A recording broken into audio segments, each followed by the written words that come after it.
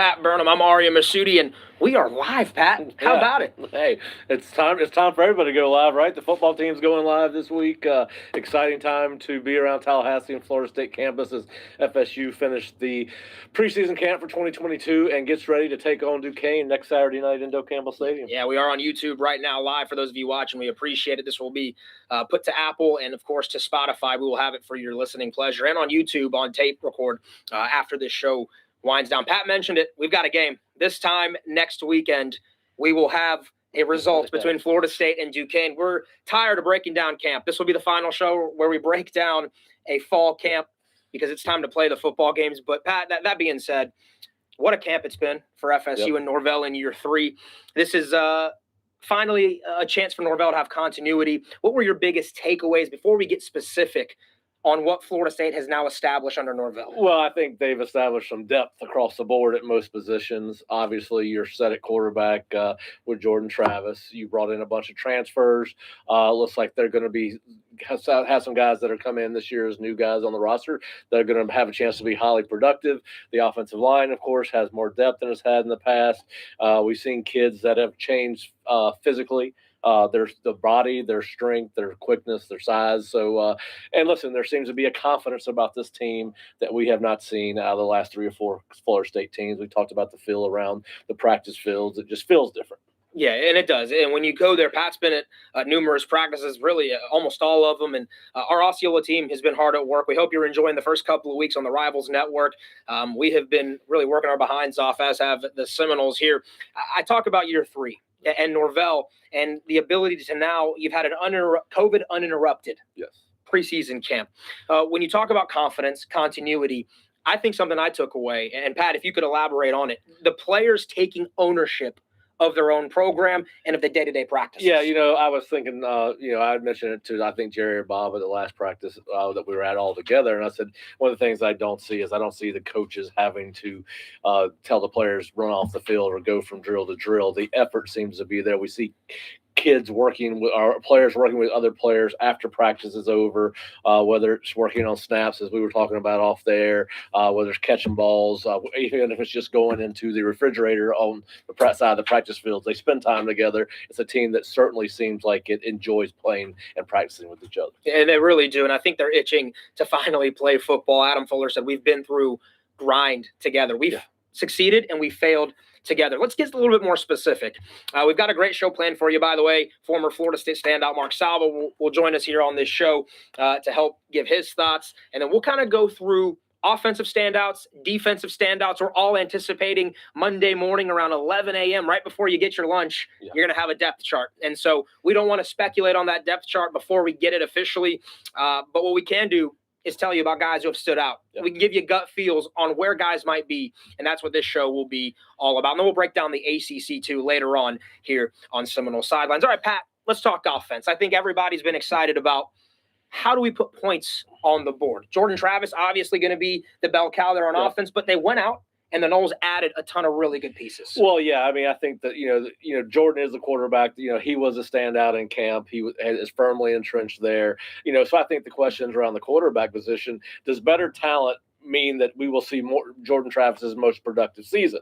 You would think that would be the case. Also, will that talent around him, particularly the offensive line and receivers, allow him to play more within the structure of the offense and not have to make so many plays on his own?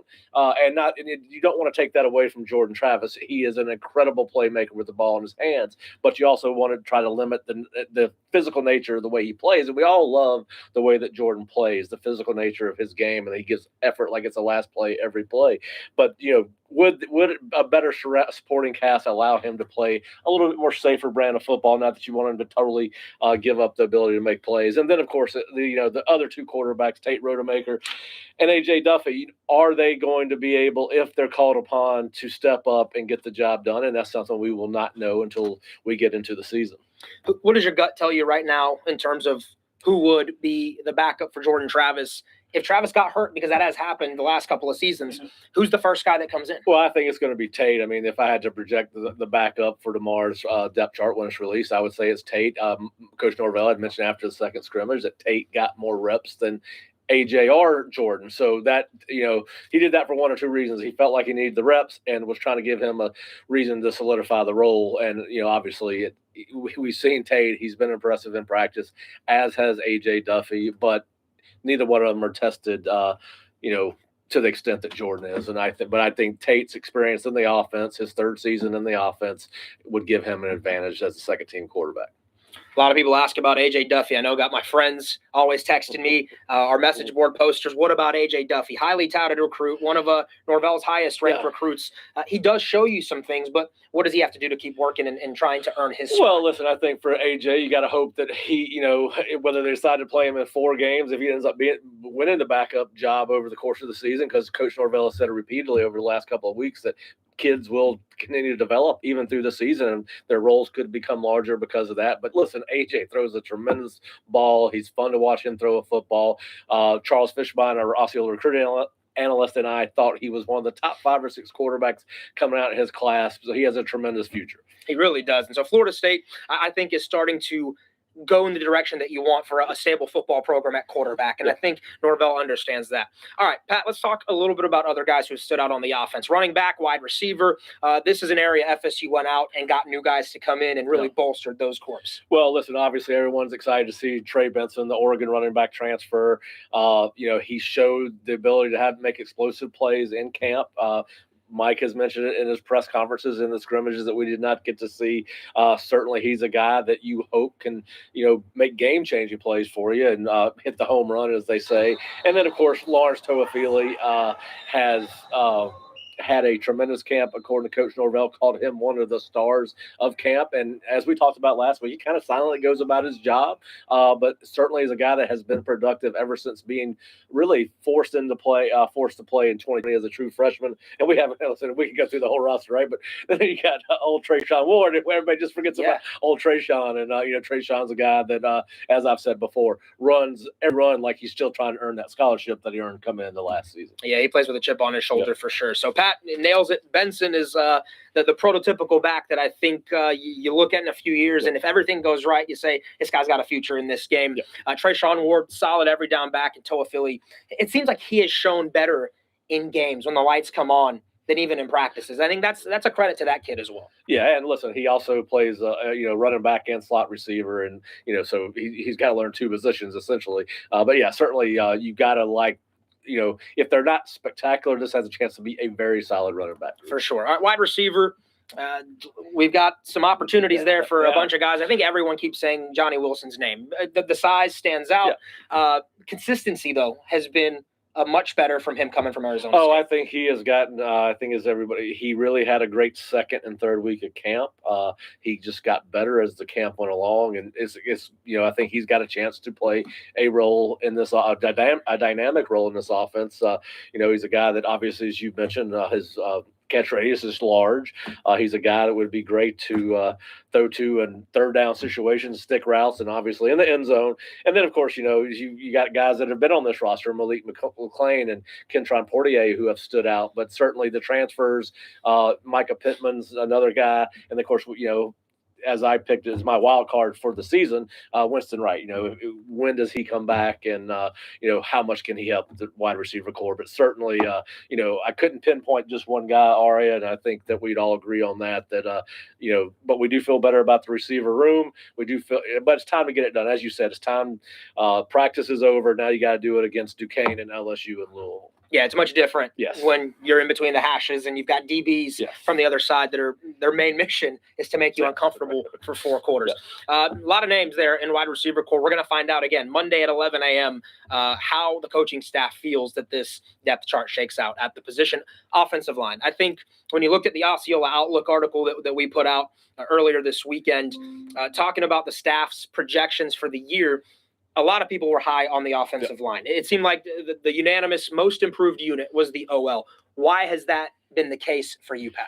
Well, I think, first of all, you look at the transfers that they brought in. Bless Harris and Demetri Emmanuel, both have been very impressive in camp. We'll find out tomorrow whether they're named starters at guard and tackle. But certainly, Bless Harris was a guy that I had questions about coming into camp. I didn't get to see the spring. You guys did, but certainly he's exceeded my expectation. And then, of course, you get another year with Dylan Gibbons, another year with Robert Scott, and of course, what you see out of a guy like Julian Armella, who, as going back to what Mike said, is that a guy that A, he could end up on the 2 deep, and B, is he a guy to develop and plays a larger role as he continues to get more experience as the season goes on? And the same thing can be said for guard center Bryson Estes. Where does he play? Does he play guard? Does he play center? Does he play both? And is he going to push either of the other 2 guards, or will he be able to provide depth for a Dylan Gibbons or a Dimitri Emmanuel? So that's going to be fun to watch. And, listen, they've got a ton of young, talented offensive linemen. We've got Quayshawn Sapp going across the screen now. Is he another guy that develops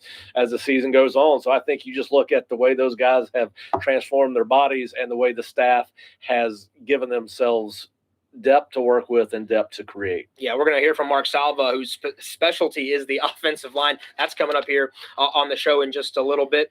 When Coach Norvell was having Memphis kind of buzzing the way that they did, when they were running to peak efficiency, the tight end group was a unit that was really standing out for the offense. At Florida State, he's tried to develop that group. Do they have the pieces this season to be able to make some waves? Well, listen, they could be deep at that. You got a lot of unproven guys. You've got Marcuston Douglas, Jackson West, Brian Courtney. You've got Wyatt Rector. We've seen a lot of Marcuston Douglas and a lot of Jackson West in practice running with the 1s and the 2s. Marcuston is a huge kid. Could he be a tight end that could be a factor in the run game and in the pass game? That's going to be interesting to see. We do feel like Jackson West and Brian Courtney will have an impact in the passing game. And they, as you said, in Coach Norvell's offense, they like to flex the tight ends out. And obviously, Courtney and West can do that as long as with Cam McDonald. And then, of course, Marcuston Douglas might be able to do both. He can certainly be a factor in the passing game versus zone defenses. We'll see how he runs against linebackers and DBs out in man coverage, but certainly just the sheer size of Marcuston Douglas, the ability to wall people off like he did in basketball versus zone coverage in the short to intermediate passing game. I can't wait to see if he plays a bigger role than we anticipated coming into the year. Yeah, I'm actually fascinated about the tight end group and to see where Florida State goes. The way Pat said, a lot of guys have flashed at different times. And as Pat said earlier, you're going to have to do it in a game. And so that's what the opportunity against Duquesne presents. I mentioned Mark Salva. I actually believe he might be waiting in our Zoom waiting room. We're trying to get connected with him. Being told maybe wait just a second. So we'll keep going here on this show. We'll talk some defense. How about some defensive standouts? The defensive line, let's start there and move our way back, Pat. You go get Jared Verse. You got 2 guys who decided to come back to school. And then you got another player there that was injured early in the year but showed immense amounts of potential. Well, right. And, it's been such an impressive camp for Florida State on the front 4 that the guys I want to talk about are guys that are not anticipated to be named starters tomorrow. Jarrett Jackson and Josh Farmer inside. Jarrett Jackson, 6'6", 300 pounds, has about as good a physical tools as anybody on the defensive front for his position. He's a guy that has the chance to be a dominant player. And then Josh Farmer has I think he's exceeded the staff's expectations for him in camp. But you have a chance at defensive tackle to have very little to no drop off if Jarrett Jackson and Josh Farmer can play up to their ability and play like they have played in camp. So I'm looking forward to seeing both of those guys. And listen, they got some young defensive tackles that, might have a chance to develop as the season goes on. But Jarrett Jackson, Josh Farmer at defensive tackle. And then, listen, Dennis Briggs looked to be as big and as strong as he has been since he has been here. As we talked about in one of our previous shows, he certainly was a guy that played as a smallish defensive tackle last year, but he looks like he is in the best shape of his life. And then, of course, the guy that just want to give him a nod, Leonard Warren III, a guy that has really came in as a linebacker, has made the adjustment to defensive end, and has done a good job in camp, I think. So I'm looking forward to seeing those 4 guys, even though, everyone wants to talk about Fabian and Robert Cooper, and deservedly so, and Jared Verse as well. But the depth there is what impresses me across the front 4. You saw Dayton Bethune a couple times on your screen right in front of you. There's Amari Gaynor. That's a good segue into the linebacking position. That's an area I think Florida State, that you and I chatted actually before we went live on this show, and we know we've got some guys I think on the surface that can play well. Tatum Bethune, bona fide dog. I mean, he's a dog. And that's a star player. After that, though, it's going to take some guys stepping up, maybe a Kalen DeLoach or Amari Gaynor or a Dix or a Lundy. I mean, there are some options there. Well, and I think that's the question, Ariya. And you're right. I think you had Bethune as your breakout player, and he should. I think he gives Florida State a proven commodity at linebacker, a guy that's produced at the highest level in football. And I think the question at linebacker is, will Kalen DeLoach, Amari Gaynor, or DJ Lundy, or a combination of those three, step their game up to the equal of Bethune? And, obviously then, as you mentioned, they're not particularly deep at linebacker. Health is a concern there. So you would like to try to feel like you're 4 deep for those two positions, meaning 4 players at the 2 spots. And Adam Fuller had mentioned that post second scrimmage. So I think the question is there, does Tatum Bethune elevate the room? And it certainly would go a long way in, helping this defense. And we've seen DJ Lundy take some strides, but as we keep saying, this is where the rubber meets the road, and it's time to prove it on a Saturday. Yeah, and look, Tatum Bethune's a player a lot of people are hyped about. Looking forward to watching him play at UCF. He was an animal, and I'm not calling him Telvin Smith by no means, but the ability to be around the football, even when he's not making the tackle, just involved in every defensive play. That reminded me of Telvin Smith. Well, whether he was making the tackle, he was always around the ball. And I think you hit the nail on the head. He's always around the ball. And we've seen that. And every time they go 11 on 11 and Tatum is in the picture, even inside run drill, whether it's half line, actually doesn't go through half line, but it's 9 on 7, he shows up. He makes plays at the line of scrimmage, make plays in the backfield. And listen, all indications are they hit a home run with Tatum, and you got to hope that rest of that room starts playing to his standard, and that would go a long way in helping this defense out in 2022. Yeah, absolutely. And so defensive back, let's talk about them quickly, and then we're gonna go to a commercial before we bring Mark on. I believe we have Mr. Salva, Mark Salva, waiting on us here. So quickly, defensive backs. This is another position group for Florida State that's deep, it's talented, and it's well coached by Marcus Woodson. Well, it's a position group, corner and safety, that based off their high school resume is full of potential and talent. As you said, we've seen a lot of guys flash. Ariya Thomas, a true freshman, Sam McCall, a true freshman, but we've got 2 guys that last year proved themselves to get better and better as the season went on that were forced into action early, and that's Kevin Knowles and Amari Cooper.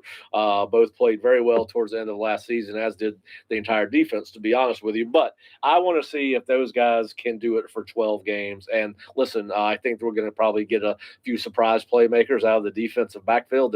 They have the potential to be deep. We'll see. You've got Jamie Robinson, obviously, but I want to see Kevin Knowles and Amari Cooper continue to leverage that strong finish to 2021, and as we've talked about, we've seen those guys flash from time to time during camp. They have, and when Adam Fuller's defense can work at peak efficiency, he's trusting his defensive backs. He gives a lot of opportunities and reliability to those defensive backs. There's a lot of trust there for one-on-one plays, and so a guy that stood out to me, Akeem Dent. I mean, that was someone that I thought a lot of buzz coming in, right? 5-star recruit. Everybody wanted him. Finally, it seems like he's starting to be comfortable in that system. Yeah, he is. He's a player that has gotten a lot better over the course of the last year and a half, really, and that includes 2021 and obviously what we've seen so far in spring and fall camp. And a guy that is highly regarded by the NFL scouts. I mean, you go to a couple of the scouting services and have him projected well. As a high second, third round draft pick, if not higher, and a guy that's really got to have a good year if he wants to get noticed by the NFL. And so, but yeah, a kid that has gotten better as his career has gone on, for sure. Yeah. So Mastromato, Fitzgerald, guys in special teams that we feel pretty good about projecting that will start. Who are some names? Kickoff return, punt return that Seminole fans should keep. Well, listen, I think Pittman, Spann, Keyshawn Helton.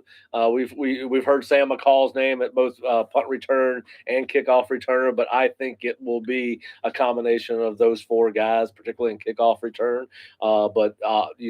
Most of I think Helton's and McCall are probably your top 2 punt returners, based on what Mike said at his last press conference. Well, actually, it was JP said when he talked to the media after the second scrimmage. So, yeah, I think you've got both Pittman's shifty, span, can fly, straight ahead speed. So it's going to be interesting to see how aggressive they get in the return game with the influx of those guys at the return positions. And in years past, that seems to be flexible, and those parts are moving as the year goes along, depending on the efficiency and how players perform when they're given those opportunities. All right, so a lot of people have been instrumental in the Osceola being able to launch on the Rivals Network, and one of our friends from the Alumni Hall group was able to actually hook me up with some gear this week. I ordered some gear, and really excited about that. We're going to get to Alumni Hall here in just a minute, but first, it looks like we have Mark Salva ready to rock. Mark, I love the background. You look ready to go. How excited are you about kickoff here in just over a week? I'm fired up. I'm tired of talking about practice. I'm ready for the game that we all love. I'm ready to see the Noles play somebody. I know it's Duquesne, but it's the first one on the list, and I'm anxious to see what they look like. Well, Mark, obviously, as Ariya prefaced earlier in the show, Coach Norvell's third year. We're probably in an era of college football where it's never been a real stable profession, but certainly does not seem to have gotten any more stable with the influx of money and everything else in facilities. How important is this year for Coach Norvell? And obviously, what are your expectations going into year 3, where he has seemingly flipped the roster to reflect what he wants at each position? Well, you said it. Third year. Obviously, there are high expectations. He's flipped the roster. So, to me, this is his team. He's made this team in his image, what he wants. He's short up the lines for sure, which was a big deficit. But look, you and I both know all too well, this is a performance industry.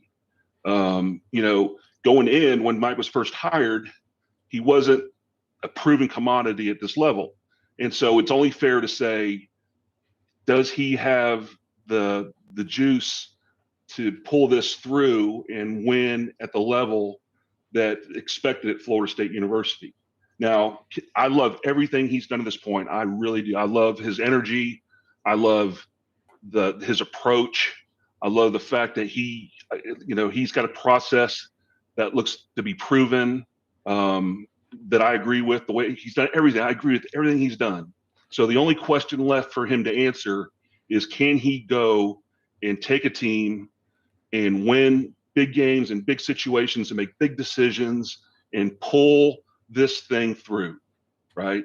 And that's what I'm most anxious to see, because this is the year to do it. This is the year where, he's going to be in some situations where he's going to have to make some big calls. And they're going to go one way or the other, and it's going to make or break the season. And his ability to do that and make the right decisions at the right times is going to be critical. So the second part of your question was, what are my expectations? I go back and forth. My heart says one thing, my head says another thing. I mean, it's probably like everybody else. I mean, I read what you guys wrote the other day. I can be a fan. I have that luxury a little bit, so I kind of side with Jerry. I'm a little more optimistic, but my head says realistic is 7. Heart would be love to see, 8 or 9. Well, I got a question. All right, now we're talking about this as we let off the show. Jordan Travis is in his third year as a starting quarterback at Florida State. Seemingly, by all accounts, surrounded by as much talent on offense, the offensive line, the receiver position, the running back position. Some of it's yet unproven in games, but just from what we've seen in practice, seems to be a deeper offensive line, a more talented offensive line. What are your expectations for Jordan? Then secondly, he's had to, over the last couple of years, make a lot of plays on his own. And you don't ever want to take that away from him. But you, as a former coach, you've got some pieces where he can play hopefully more within the structure of the offense. How do you walk that fine line as a coach, Mark, to where you want the guy to be himself, but you also need to get him through the season? Yeah, that is a fine line. And that's the trick. That's why coaches get paid a lot, to be able to manage people as well as situations. Jordan, look, let's be honest. Jordan is not an elite talent per se, right? He's not, Kyler Murray. He's not that. He is a very good athlete. He's a very good player. he's evolved into a very good college quarterback, in my opinion. Okay. We were limited when he first arrived on the scene. I was at the BC game when he took it around the end and scored those touchdowns up in Boston a couple years ago. And, he's evolved since then, and we are limited in what we were able to do offensively. Hopefully we've passed that, right? He's been in the system. He's been the guy. He's had a full off season. He had a full season last year. So we can open the playbook maybe a little bit more, and he's developed as a passer to where we can utilize other parts of the offense the way it was intended and designed by Mike and Alex.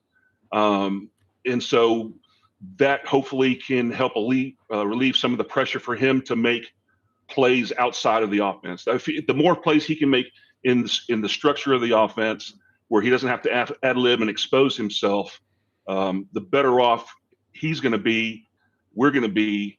But oh, by the way, those are the things that you love too, right? You love those big plays, those chunk plays that he can bring. You just hope that he's very discerning in the times that he's able to do that and produce those big plays. Mark, a question I have for you. Last year for Florida State, a lot of close losses. They took games into the fourth quarter, which was a big step for the program, being not just competitive, but having a real shot and sense of belief late in games. How do they find ways to now get over that hump? Because that seems to be the difference between a 6-win season, an 8-win season, and if everything goes right for them, maybe more than that. What are the keys to finishing games finally in those fourth quarters? Yeah, there's no easy way. It's cliche as it is, you have to learn to get through those situations. A lot of it has to be with maturity, it has to be age. It has to be with having been in that situation and handling the pressure, handling how your body reacts, how you think, how you respond in those situations. I mean, that's, if you've ever been in that situation, whether it be in football or golf or whatever it is, business, you get in a situation where, it's a lot of something is on the line. How you react and how you think through those situations it's a learned thing. And then you got to push through it, right? Look, we lost to Miami how many times? I mean, how many wide rights did I have to sit there and live through? And how many, missed 2-point catches that I had to live through before we finally pushed through and beat Miami and then win the national championship? It's something that you've got to push through it. We lost a lot of close games last year. This is true. And you know what? Some of those guys aren't here anymore. But there's a lot of new faces, and hopefully some of these new faces can help, shepherd some of these other guys through those situations to where we now make those close losses into maybe close wins or even big wins. Yeah, there's no easy way. Well, I want to ask you about the first game. Obviously, you're playing Duquesne. You got LSU coming right after Duquesne, but I don't think there's any chance they overlook Duquesne by any stretch of imagination. It's the first game of the year. They are ready to hit somebody else by all accounts. Coaches mentioned that the team seems to be a little bit aggravated, and by that I mean they're ready to go. What, as a coach, are your concerns going into Duquesne, and what do you want to learn about what do you want to get accomplished in that game, and what do you want to learn about your team getting ready for LSU going through Duquesne? Well, it's more than a dress rehearsal because it's a real game, and I don't, correct me if I'm wrong. Did they have a full speed dress rehearsal scrimmage like we used to back in the day, Pat? I can't. Yeah, they did. They did two. The NCAA allows two full 11-on-11 tackle scrimmages per camp. Right, but did they do the whole pregame? Oh, they did the practice. Yeah, they did the walkthrough game or whatever the Saturday afternoon. Yes, the rehearsal. Yeah. So back in the day, we used to have do a scrimmage where it was like we did everything like we would for a game to just kind of get everybody used to that point. And this Duquesne game is more than that. Obviously, it's a real game. It counts in the record and all that. So there's a little more to it. So what am I looking for as a coach? Number one, what am I concerned about? Number one is I don't want to look past them. We're not in a position to look past anybody. I don't care what level they are. And I want them to play the best they can play that day.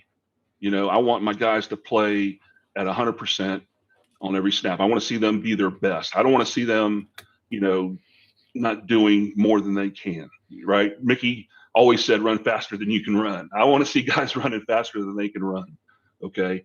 And not look past them looking to LSU.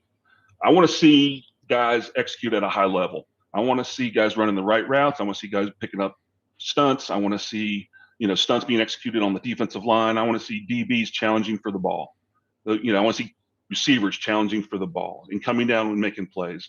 Those are the things you want to see from your team. You want to see them compete at their very best and nothing less. All right, Mark. Well, again, we hope you come back and join us. We appreciate your time. I know you're ready to rock and you're ready to watch Game 1 be next Saturday on ACC Network at 5 o'clock against Duquesne. Don't be a stranger, okay? I'm excited about it, guys. Thanks for having me on. Yep, we'll see you next week, Mark. All right, I think this is a good time. I was trying to move us into a commercial. Joel, our great producer, is this the time where we pay our bills a little bit here? Alumni Hall, our great friends there, just got stacked for the season. I bought a polo last week. So here's a word from them as we take a quick break. Alumni Hall, where you'll find officially licensed FSU gear for the entire family, including brands like Nike and Champion, plus great gifts for your favorite Seminole and home decor too. Miss some of the old Seminole throwback logos? Check out our College Vault collection. Shop online at alumnihall.com and let our great customer sales team ship to you within days, or pick up in store in Tallahassee. You'll find us in the Miracle Plaza Shopping Center on Thomasville Road. Students and military get 10% off in store, and Osceola subscribers get 20% off in store and online with their digital membership cards. Alumni Hall. Shout out to Vera for the great voiceover there, Alumni Hall, and you heard her say it there. 20% off for those of you who subscribe to the Osceola. Ask us how, and we'll let you know what code you can put in or what you can do when you go in store. Make sure you get all your gear, and Alumni Hall has you fitted for all year long. All right, so you've heard us talk about offensive and defensive standouts. You heard from Mark Salva, former Florida State offensive lineman. I think now we should transition into superlatives, so to speak, guys who we feel are our under-the-radar players, our picks to click for the season. Pat, I'm going to start with you. I'll let you go one offense and one defense. Yeah, my pick to click, and I think it could have a huge impact if he's able to do this, is offensive tackle Bless Harris. If you could protect Jordan Travis from both sides, allow him to work in the pocket and throw from the pocket, it only makes him more dangerous as a runner if he can operate within the confines of the offense. They're obviously going to be plays break down, but Bless Harris to me is a guy that has, again, as I said earlier, he's exceeded expectation. He is my breakout player on offense and the guy that I think could have a tremendous impact. We always pick skill guys. Obviously, I'm a former offensive lineman, so I trend towards the bigger guys, but listen, I think he's a guy that has impressed me every time I've been out there. And so he blessed me mine. What about you?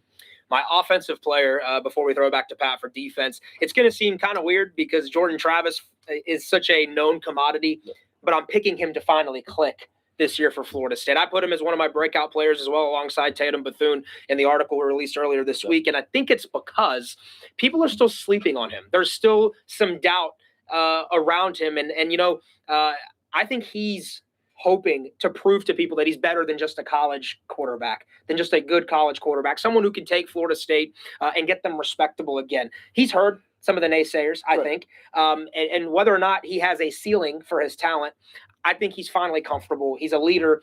For me, I think he's going to impress some people. Yeah, and listen, he's going to make plays. We know that. Now it's about the next step for Jordan. That's getting your team to a bowl game, right? And this is a league that's full of very good quarterbacks. It's going to be very competitive, but yes, he seems more confident and sure of himself than any time that he has been here while we've been covering the team for the Osceola. Yeah, and maybe Jordan isn't the guy that you're going to put in the same category as a Ward or a Ponder or a Manuel or a Winston. Mention him in the same breath, but I think he's got a shot this year to kind of earn his spot in Seminole hearts because he's going to be the guy you look at and go, we needed him to kind of take us to that first step before the next guy came in. So he has a chance this season, I think, to do something special. Yeah, and there's been a lot of very good quarterbacks at Florida State that you don't say Winston or Winky. So he's got a chance to put himself in a pretty good pocket of quarterbacks that have played at Florida State. And listen, we love the way he plays. he plays with tremendous heart, and he's fun to watch play. And I think he has been a very good leader for this football team coming in out this camp. And I'm looking as forward to seeing him as I am anybody on the team. All right, defense. Give me a guy on defense you feel like this is his time. I know a guy that needs a breakout, so that's who I'm going to choose. I'm going to go with Kalen DeLoach. Florida State needs a linebacker to complement Tatum Bethune. They need to have two playmakers at linebacker. DeLoach can run, and he likes to hit. Now, we have not seen a ton of tackling because we do not get to go to the scrimmages, but a guy that just a runner and a hitter, I used to know a linebacker coach, if he can run and hit, I can teach him everything else. Kalen DeLoach can run and hit, and hopefully Randy Shannon has taught him everything else. But Florida State needs another playmaker on the second level, and Kalen DeLoach seems to be that guy. Now, I would be just as excited if it was DJ Lundy or Amari Gaynor, but I'm going to go with Kalen. And Kalen showed a lot of positive things last season towards the end. Yep. Started giving people some confidence about what he could do. My pick, Akeem Dent. I think defensively he has been waiting his turn. I think he's gone through some challenges his first couple of years in Tallahassee. He's got a coaching staff in place that's been there for a couple of seasons. The talent is going to speak for itself, in my opinion. There's a reason everybody was high on him. There's a reason Alabama and Miami and Georgia and Ohio. There's a reason Clemson and all these schools were so interested. I think finally he has matured to a level, has gotten the coaching to a level, and has finally seen a routine work for him that's going to allow him to shine this season. Yeah, I think you're right. I think he's come a long way. I think you and I were in the press box 3 years ago when they played Louisville, and he got beat on a corner out in the end zone, and he's come a long way since then. And like I said, a guy that's got tremendous upside, not only here at Florida State on the major college level, but a guy that the pros think a lot of. So, if he plays up to his ability and is the difference maker you think he is, Ariya, I think it's going to go be big for that secondary. And, I think you might just be right. Yeah, 5 minutes left or so in this show. We want to start wrapping up here, but let's talk about the ACC bigger picture as we get into week 0.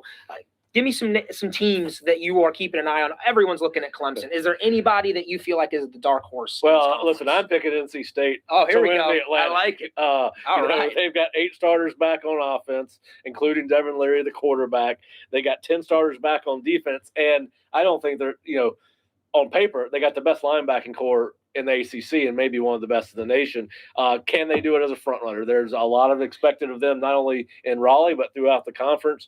Listen, Clemson, their offensive line, defensive line are supposed to be stacked, but can DJ at the quarterback get it done? I'm not going to try to say his last name. And then, of course, they've had a lot of staff turnover. Their defensive coordinator has, obviously is well regarded, but he was off the field for 10 years.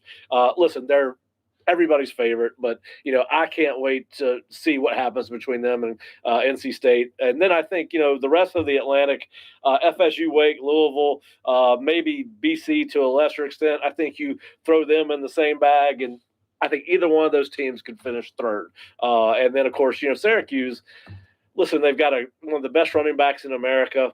And a quarterback that can run it as well. If they get any help with the offensive line, could they surprise some people? Maybe. But if you want, and listen, I think right now, because of the unfortunate situation with Sam Hartman at Wake Forest, probably the wild card in the Atlantic right now is Wake Forest, because the only returning quarterback they have outside of Hartman has only threw 5 passes last year. Now we know they can run the ball, but you can't run the ball as effectively as you like to if you can't throw the ball as effectively as you want to. And so we hope Sam Hartman comes back.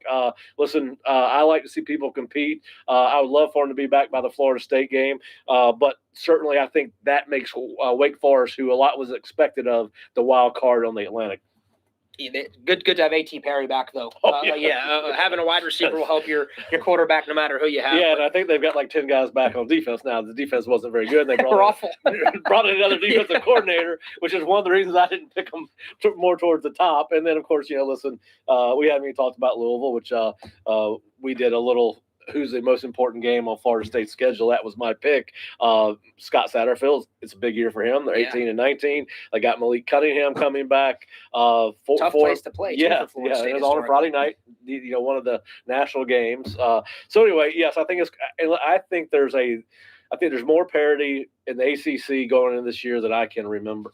I think you've got as we talked about, Clemson, NC State, and then I'm not sure you can say on the Coastal there's a runaway team. Everybody's predicted Miami. They got Tyler Van Dyke and Cristobal's back, but I think that side is wide open, maybe outside of Georgia Tech and Duke. But I think when you take Miami, Pitt, Maybe UVA, Virginia, UNC, Virginia Tech. Yeah. I mean, UVA's got Brendan Armstrong and Tony Ellitt's bringing the Clemson offense to How UVA. about the quarterbacks in this league? I mean, you're naming all these teams, and all I can think of is stud quarterback at each of those schools. Listen, I've been watching the tour around the ACC on the ACC network. Everybody's got a chance, right? So I am ready to get. One of the fun things to do in the summer and the preseason is, project and theorize and all the things that we've been doing, and now we finally get a chance. We're 6 days away from watching these guys go at it, Florida State and everybody else, and this season will fly by. Football seasons always do, but this is as much anticipation as I can remember around the Florida State program, maybe outside of since I've been here. I moved back to national championship year. There was obviously a lot of anticipation going into 2013, but let's just talk about the last 5 or 6 years. As much anticipation around and as much positivity around the program as I can remember in at least the last 4 or 5 years. Without a doubt. And Florida State's looking to make some noise in the ACC. Pat, I'm going to put you on the spot. You already gave us your Atlantic Division winner in NC State. Who's winning out of the Coastal? I'm going to go Miami. Yes, sir. I just think Tyler Van Dyke, listen, it's as we talked about at the NFL level and the major college level, the most position on the field, and maybe more so than any other time because of all the decisions a quarterback has to make in these RPO spread offenses. He looks to be the most known commodity at quarterback on that side of the conference. So would I be surprised if somebody else won it? Absolutely not. We're used to that in the Coastal, right? The Coastal goes postal every year. I just think that it may be we see a little bit more. I think we're going to see some really close games this year in the ACC. I think we're going to see some upsets. Some people get beat by people we're not expecting them to get beat by. We always do, but I think maybe more so this year that's more parity than ever been before. Could you imagine a Miami NC State ACC championship game? The jokes write themselves. Yes, they do. You would have a first time. You'd have a first time potential winner there. NC State hadn't won something, and where are they playing that game? Oh man, is that in Charlotte this year? Well, if it's in Charlotte may never invite the ACC back. So could you imagine if those are the two that make it? Yeah, I think I'm going Clemson to make it back to the ACC title game against Miami. I agree with you on that pick. I actually picked Tyler Van Dyke as my preseason player of the year. So I believe in what Miami's doing. I think Coach Cristobal's a good coach. Hoping Florida State knocks them off as down there in Coral Gables, but that's a good program in Miami, and so Florida State's got its work cut out for it. We're going to take a quick commercial break here. The Florida State Seminoles ticket office. If you haven't got your tickets yet, we're getting dangerously close. Want to see Dope Campbell packed, and so here's a message from the FSU Seminole ticket fans, office. Tickets to Florida State football games are now on sale. Right now, you can pick up single game tickets, 3-game packs, and season. One thing that sets up in our favor is we play NC State after they play Clemson. Wake Forest, Boston College, Louisiana, and Duquesne. Have fun this football season with your friends and family, all the while knowing your ticket purchase is funding FSU's success. Call your ticket rep today at 850-644-1830 or visit Seminoles.com. That's Seminoles.com. So many great ticket packages, a lot of opportunities to watch the Seminoles this season, maybe even in the Champions Club. You get your tickets and make sure you're packing Dope Campbell. We play LSU in a couple of weeks, but first you got a home game, week 0. It's unique. And so, Pat, this sets us up and transitions well. I got a question for you. I need your season prediction for Florida State this season. We heard Mark Salva's earlier. I want to hear yours. Yeah, listen, I'm kind of like Mark. There's a part of me that wants to be conservative because football coaches are conservative by nature, and I have a football background.